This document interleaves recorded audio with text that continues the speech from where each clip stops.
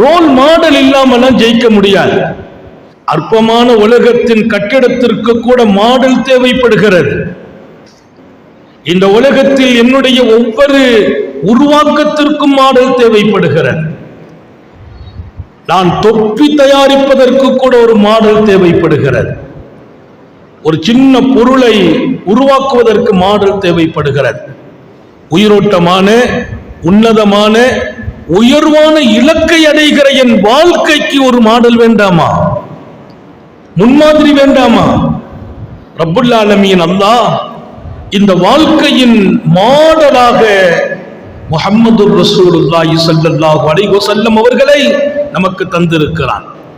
வியக்கத்தக்க வாழ்க்கையின் சொந்தக்காரர் நபிகள் நாயகம் ஸல்லல்லாஹு அலைஹி வஸல்லம் எப்படி வாழ்ந்தார்கள் என்று யூகிப்பது கூட ரொம்ப மகிழ்ச்சியாக இருக்கும்.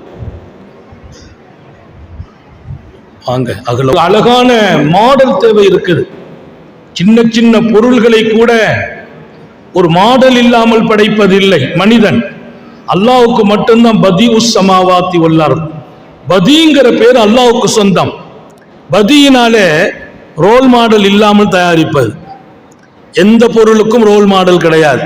இன்னொன்னு பார்த்து படைக்கிறது இல்லை. முன்மாதிரியே பார்க்காமல் படைக்கும் சக்தி ரப்புக்கு மட்டும் சொந்தம். உலகத்தில் யாரும் பதி அல்ல. மனிதனாக பிறந்த யாரையும் பதியாக அல்லாக்குவதில்லை. நான் விமானத்தை படைத்ததில் கூட பறவையை பார்த்து படைத்தேன்.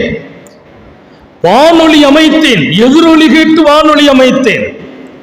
எதிரொலியை கேட்டான் மனிதன், வானொலி அமைத்தான். எல்லாமே மாடல். இங்கே ட்ரெயின் தயாரானதா? ட்ரெயின் போன்ற பூச்சிக்களை அல்லாஹ் படைத்தான். நீங்கள் கண்கு கவனிக்க வேண்டும். அவன் படைத்த அத்தனையும் நீ உன்னை வார்த்தெடுப்பதற்கு என்கிறார்கள் நபிகள் நாயகம் ஸல்லல்லாஹு அலைஹி வஸல்லம்.